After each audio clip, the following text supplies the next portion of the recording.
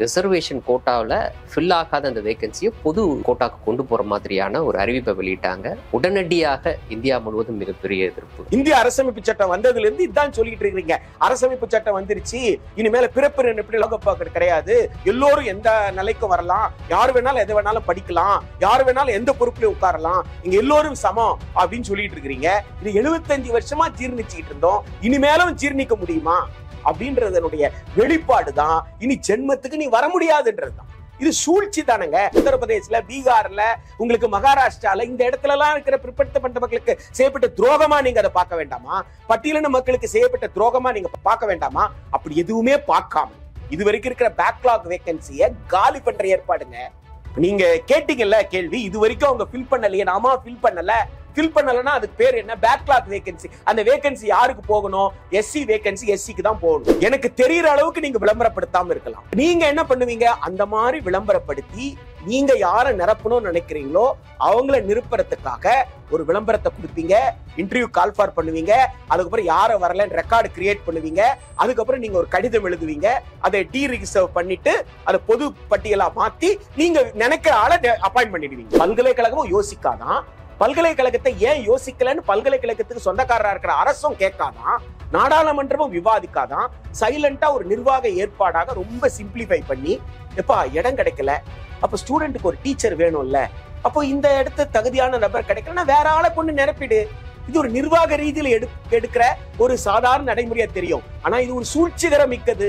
ஒரு வளாகம்னு ஒண்ணு இருந்தா தானங்க உங்களுக்கு இடஒதுக்கீடே வரும். எத்தனை பேரை சேர்க்கணும், சேர்க்கறதுல எத்தனை பேருக்கு என்னென்ன சதவீதத்துல இடஒதுக்கீடு கொடுக்கணும் கேட்பீங்க. வளாகமே இல்லைன்னா, வளாகம் இல்லாத படிப்பு என்பதுதான் தேசிய கல்விக் கொள்கை 2020 சூழ்ச்சி.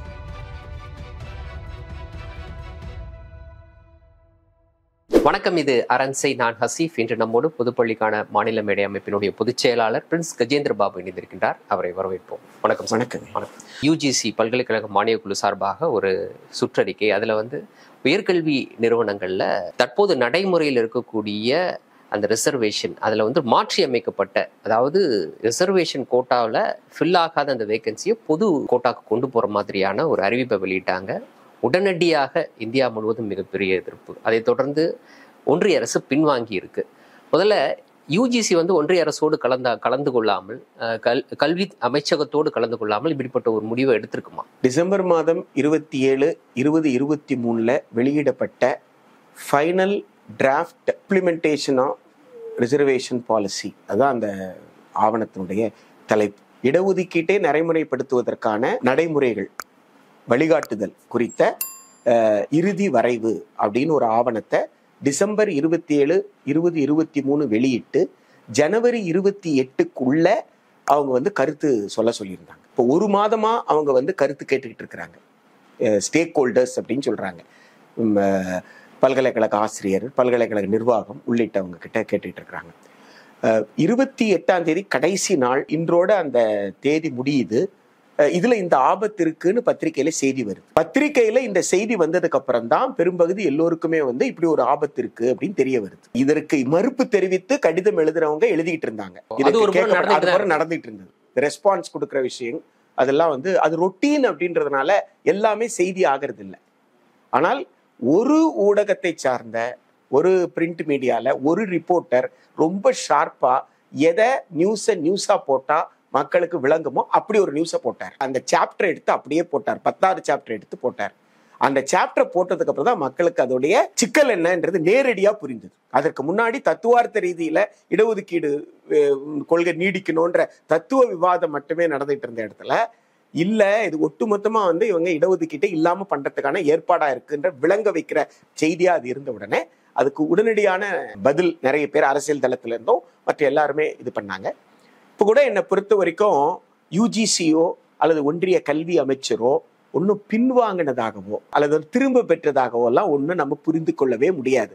அவங்க எக்ஸ் தளத்துல, ட்விட்டர், பழைய ட்விட்டர் எக்ஸ் தளத்துல ஒரு செய்தியை யுஜிசி போட்டிருக்காங்க. அது இன்றைக்கு இருக்கிற சட்ட நடைமுறையை விளக்குகிறது. அவ்வளவுதான். இன்னைக்கு இருக்கிற சட்ட நடைமுறை விளக்குகிறது. அதே மாதிரி அமைச்சர் சொல்லியிருக்கிற விஷயத்திலையும் மற்றவர்கள் பேசியிருக்கிற விஷயத்திலையும் அவங்க என்ன சொல்றாங்கன்னா, இல்ல இது அரசமைப்பு சட்டம் கொடுத்திருக்கிற உரிமை, இதெல்லாம் யுஜிசி மாத்திர முடியுமா? அப்படியெல்லாம் ஒண்ணுமே கிடையாது, அப்படி ஒண்ணும் நடக்காதுன்றாங்க.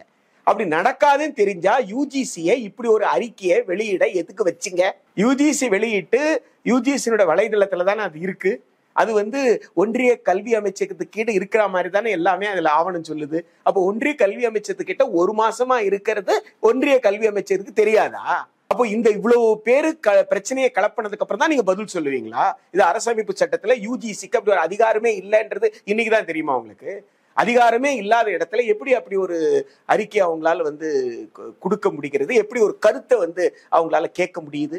வழக்கமாக அதுல ஏ அப்படின்னு சொல்ற, குரூப் ஏ அப்படின்னு சொல்ற, அது உயர் பொறுப்பு அல்லது உயர் ஆய்வு அந்த மாதிரி நிலையில உங்களுக்கு இடஒதுக்கீடு பிரிவினர் கிடைக்கல அப்படின்னு சொன்னா ஏன் கிடைக்கல அப்படின்ற பல காரணங்களை விளக்கணும். பெறுவதற்கு, அந்த விண்ணப்பத்தை பெறுவதற்கு அல்லது நபர்களை அடையாளம் காண்பதற்கு என்னென்ன முயற்சிகள்லாம் மேற்கொள்ளப்பட்டதுன்னு பட்டியல் போடணும்.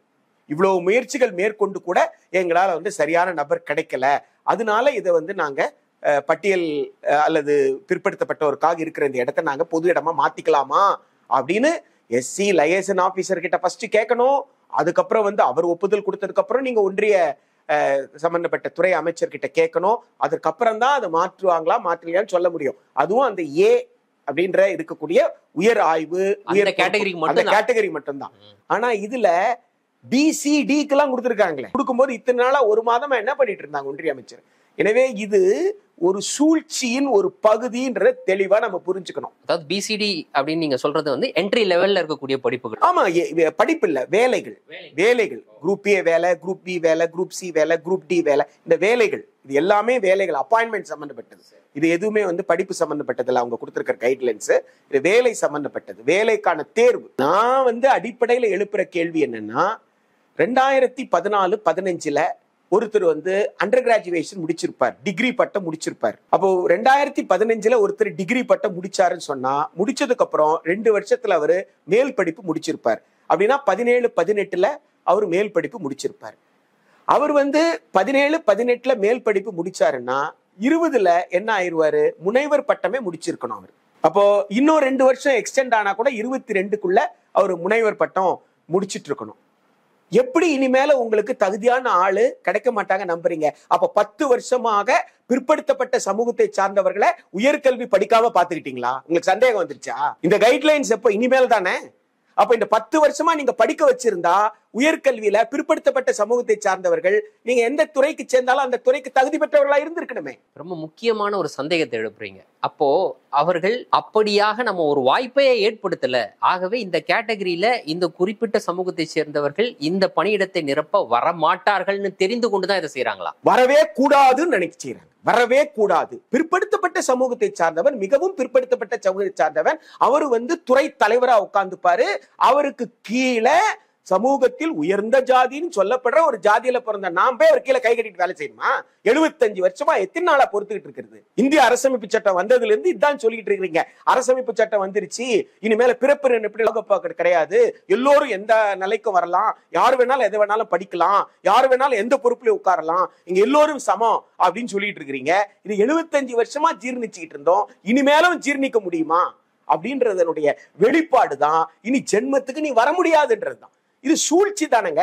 நீங்க விளம்பரம் கொடுக்குறீங்க, நான் ஒரு பிற்படுத்தப்பட்ட பட்டியலினத்து மிகவும் பிற்படுத்தப்பட்ட இத்தகைய இடஒதுக்கீட்டு பிரிவை சார்ந்தவர், பழங்குடியாக இருக்கலாம், எனக்கு தெரியாம கூட இருக்கலாம்ல.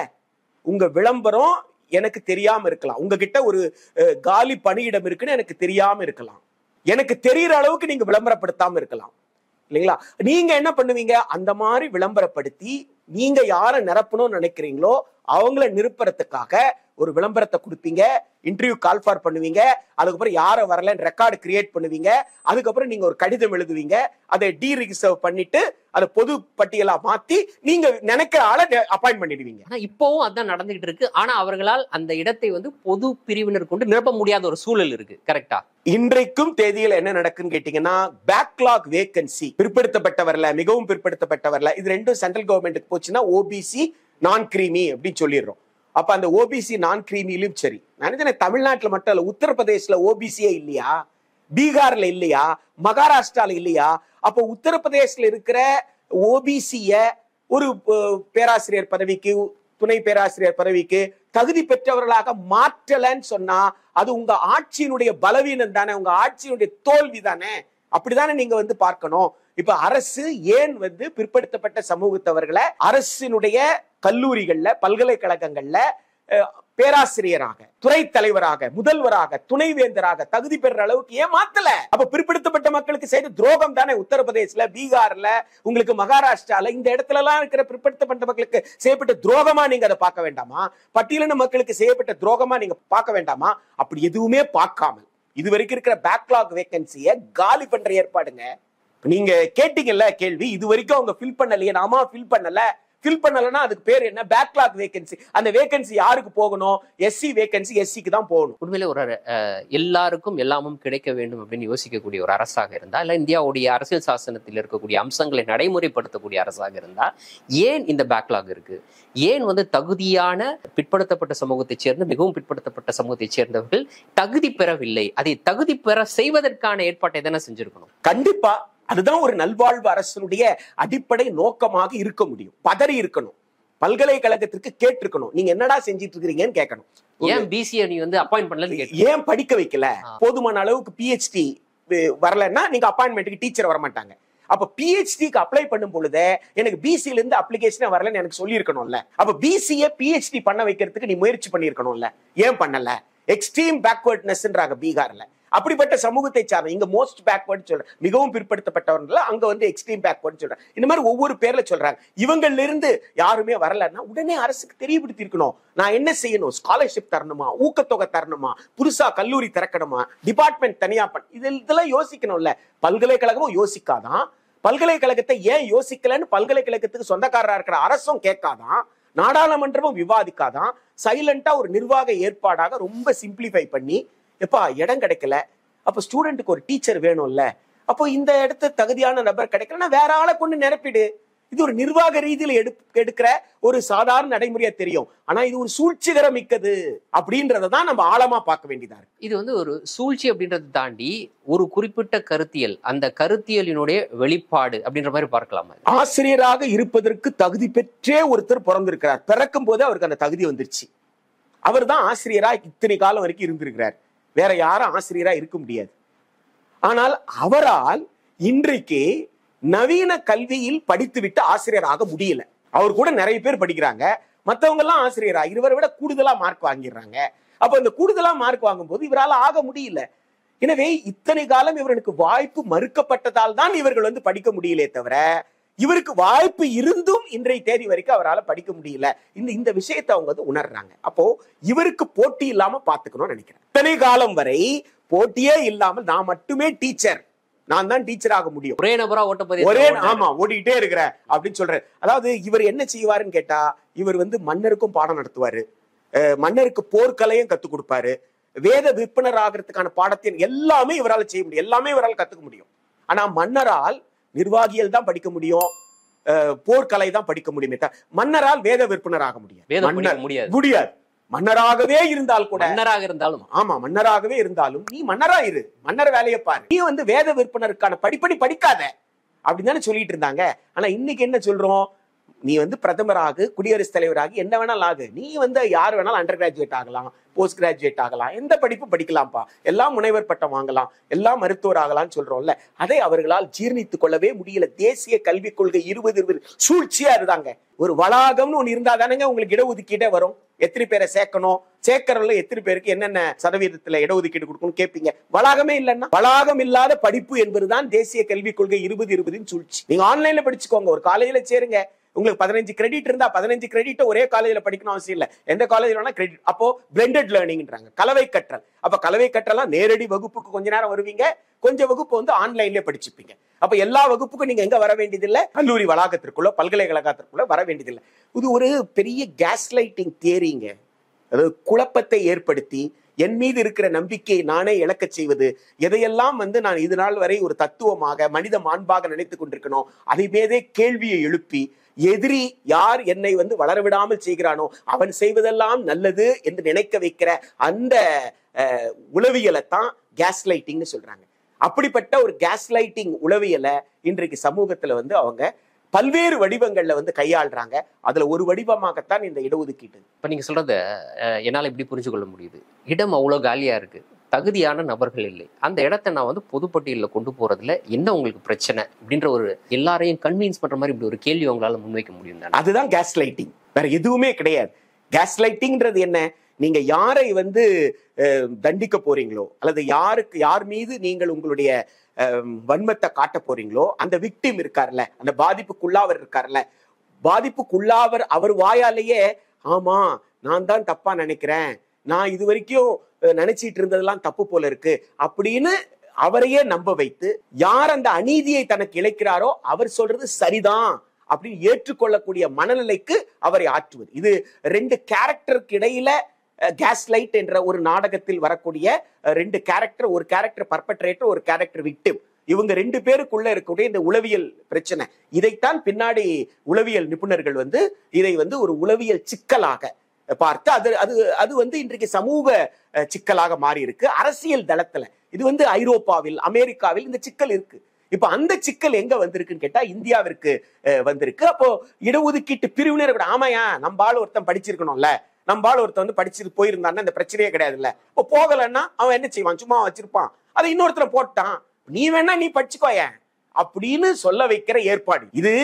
ஏன் படிக்கலன்ற கேள்வி எழுப்பாம ஏன் படிக்கல, இப்ப படிக்கலன்னா இதுகாலம் வரை என்ன படிப்புன்ற வாசனையே எனக்கு காட்டல, படித்தால் எனக்கு என்னென்ன நன்மைன்றதை யாருமே எனக்கு சொல்லல, படிப்புன்னா என்னன்னு கூட எனக்கு புரிதல் இல்லாம பாத்துக்கிட்டீங்க, தலைமுறையா பாத்துக்கிட்டீங்க. அப்ப நான் படிக்கணும்னா எனக்கு ஊக்கத்தொகை கொடுக்கணும்ல, நான் கூடுதலா புத்தகம் வாங்குறதுக்கு, நான் லைப்ரரிக்கு போறதுக்கு, நான் இன்னும் என்னென்ன வசதி எல்லாம் நான் வந்து ஒரு கல்வியல் சார்ந்த தேவைகள் இருக்கோ அந்த தேவைகள் எல்லாம் நான் பூர்த்தி செய்வதற்கு வசதிகளை ஏற்படுத்தி கொடுத்து எனக்கு ஆர்வத்தை உண்டு பண்ணி என்னை படிக்க வைக்கணும். அதுதான் இந்திய அரசமைப்பு சட்டத்தின் பிரிவு 15, 16 சொல்லக்கூடியது. அதை ஏன் செய்யலன்னு விவாதிக்காம நீங்க 15, 16 அடிப்படையில் உருவான இடஒதுக்கீட்டையே காலி பண்ற ஏற்பாடாக, அப்படி கிடைக்கலன்னா விட்டுட்டு போ, கிடைக்கிறவனா நியமிச்சுக்கோன்னு சொன்னீங்கன்னா ஒரு நல்வாழ்வு அரசு செய்ய முடியுமாங்க? அரசமைப்பு சட்டத்தின்படி நான் ஆட்சி செய்வேன் பொறுப்பெடுத்த ஒரு அதிகாரியாலோ ஒரு அமைச்சராலோ அதை செய்ய முடியுமா?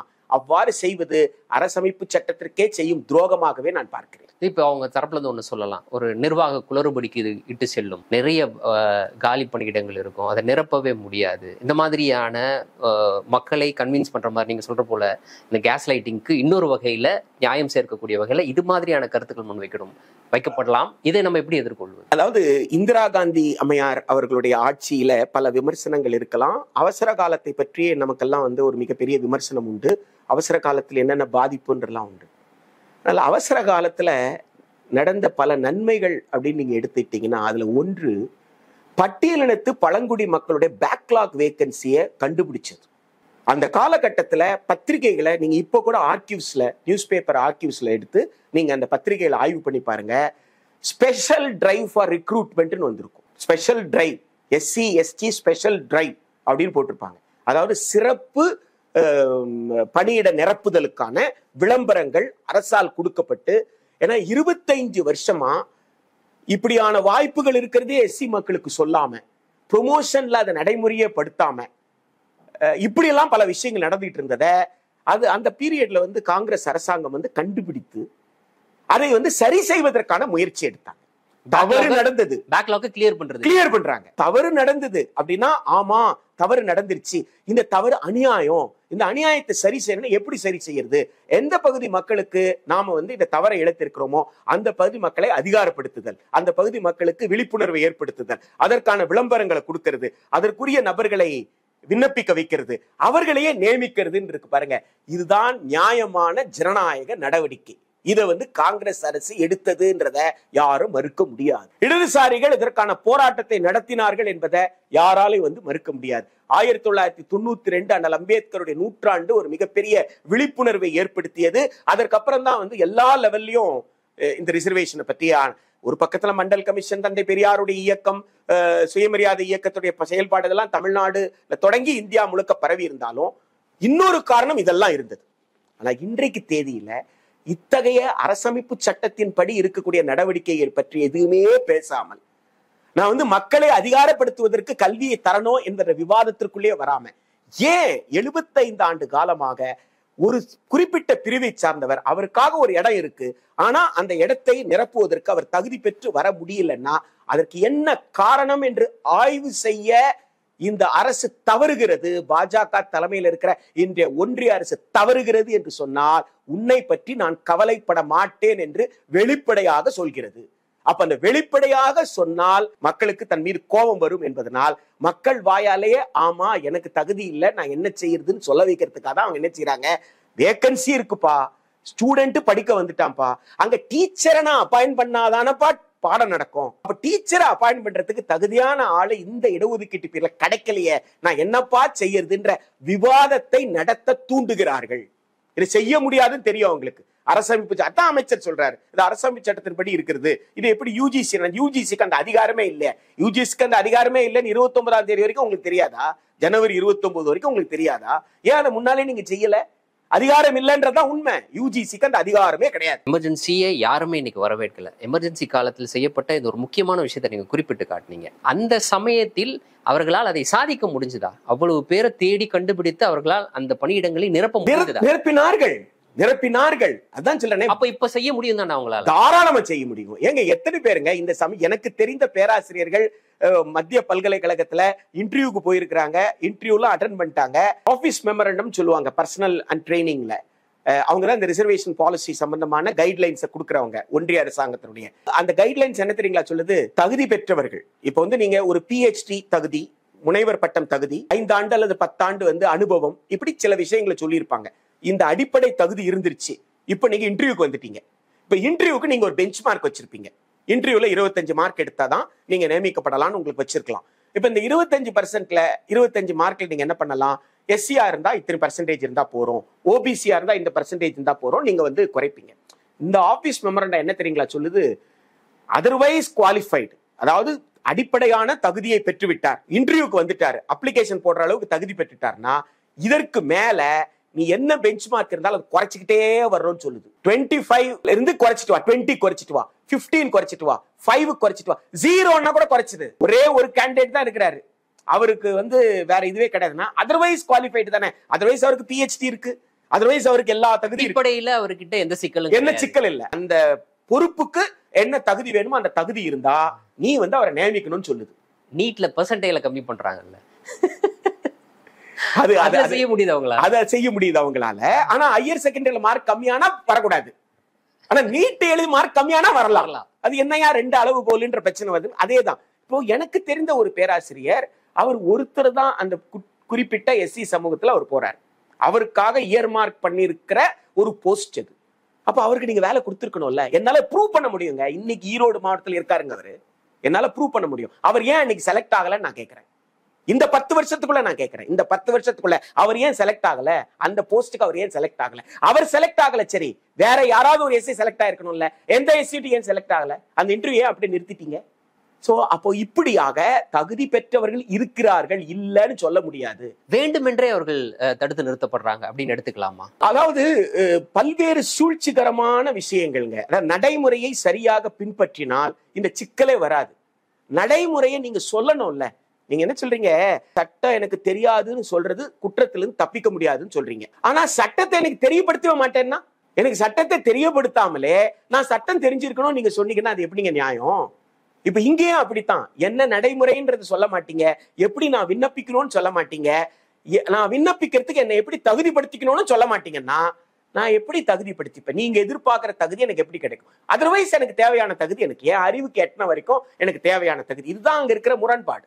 எனவே இந்த முரண்பாட்டை களைவதற்கு அவர்கள் ஒவ்வொரு மாநிலத்திலையும் இருக்கிற ஒவ்வொரு இடஒதுக்கீட்டு பிரிவினர்ல யாருக்கு இன்னும் போதுமான அளவு கிடைக்கல, எவ்வளவு வேகன்சி இருக்குன்றத அவங்க வெளியிட்டு அதை நிரப்புவதற்கு இன்றைக்கு நினைத்தால் கூட பெரும்பகுதி இடங்களை அவர்களால் நிரப்ப முடியும். நீங்க தொடக்கத்துல சொன்ன ஒரு விஷயம்தான் இது. ஒன்றிய அரசு பின்வாங்கிருச்சுன்னு எல்லாரும் பேசுறாங்க, ஆனா பின்வாங்கல அப்படின்னு சொன்னீங்க. அப்போ அந்த அறிவிப்பாகத்தான் இருக்குதா? அதை எப்படி புரிந்து கொள்ளும்? ஆமா, அது டிராஃப்ட் கைட்லைன்ஸ் நீங்க கருத்து கேட்டு நிறைய பேர் கருத்து சொல்லியிருக்காங்க. நிறைய பேர் கருத்து சொன்னவங்கள டி ரிசர்வேஷன் ஆதரிச்சு எத்தனை பேர் சொன்னாங்கன்னு எனக்கு என்ன தெரியும்? நாளைக்கு நீங்க மெஜாரிட்டின்னு சொல்லி மெஜாரிட்டி முடிவு அப்படின்னு சொல்லி நீங்க டி ரிசர்வேஷனை ஆதரித்து அந்த கருத்து கேட்பு இதை அவங்க டிராஃப்ட திரும்பி பெறலையே. இன்னைக்கு தேதி வரைக்கும் அந்த டிராப்ட்ல அந்த பகுதியை நீக்கிறேன்னு சொல்லணும். நீங்க என்ன சொல்றீங்க? பல்கலைக்கழக மானிய குழுவிற்கு அந்த அதிகாரமே இல்லைன்னு ஒன்றிய அமைச்சுக்கு தெரியுது இல்ல? அப்ப என்ன சொல்லணும்? அந்த பகுதியை முற்றிலுமாக நாங்க விலக்கி விட்டோம்னு சொல்லணும்ல, அதை எடுத்துட்டோம், அது சம்பந்தமா கருத்து கேட்டிருந்தால் அந்த கருத்தை நாங்கள் ஏற்க மாட்டோம்னு சொல்லணும்ல. அந்த மாதிரி திட்டவட்டமான அறிவிப்பு எதுவுமே வரலையே. அந்த டிராப்டையே திரும்ப பெறுவதுதானே இன்னைக்கு ஒரே வழியா இருக்கும். டிராப்டை திரும்ப பெறுங்க. டிராப்டை திரும்ப பெற்றதுக்கு அப்புறம் ரிசர்வேஷன்ல என்னென்ன சிக்கல் இருக்குன்னு ஆராய்வதற்கு ஒரு குழுவை போடுங்க. அந்த குழுவுல மக்கள் பிரதிநிதிகள் இருக்கணும், மக்களால் தேர்ந்தெடுக்கப்பட்ட அரசியல் கட்சியினுடைய பிரதிநிதிகள் இருக்கணும், பட்டியலினத்தை சார்ந்த பழங்குடி மக்கள், பிற்படுத்தப்பட்ட இப்படி இடஒதுக்கீட்டு பிரிவுல இருக்கிற ஒவ்வொருத்தரும், மாற்றுத்திறனாளி உள்ளிட்ட ஒவ்வொருத்தரும் அந்த இடத்துல பிரதிநிதிகளா இருக்கணும். சோசியல் ஒர்க்கர்னு சொல்றாங்கல்ல, அதுக்காகவே படிப்பு படிச்சுட்டு இருக்கிறாங்கல்ல, அந்த சோசியல் ஒர்க்கர்ஸ் அவங்க ஸ்டாட்டிஸ்டிக்ஸ் வச்சிருக்கலாம், புள்ளி விவரங்கள் வச்சிருக்கலாம். அத்தகைய நபர்கள் அந்த குழுவில் இருக்கணும். இப்படியான ஒரு குழுவை போட்டு ஒரு முழுமையான ஆய்வு நடத்தி அந்த ஆய்வின் அடிப்படையில இதை நிரப்புவதற்கான நடவடிக்கை தான் நீங்க எடுக்கணுமே தவிர இந்த இடங்களை மாற்றுவதற்கான நடவடிக்கை எடுக்கக்கூடாது என்பதுதான் இன்னைக்கு நாம வைக்கக்கூடிய கோரிக்கை. இன்றைய தினம் எங்களோடு இணைந்து ஒரு மிக முக்கியமான விஷயம், அது தொடர்பான பல்வேறு தகவல்களை பகிர்ந்து கொண்ட மிக்க நன்றி. நன்றி. மீண்டும் ஒரு நேர்காணலில் சந்திப்போம். நன்றி நண்பர்களே. அரண்சை நண்பர்களுக்கு வணக்கம்.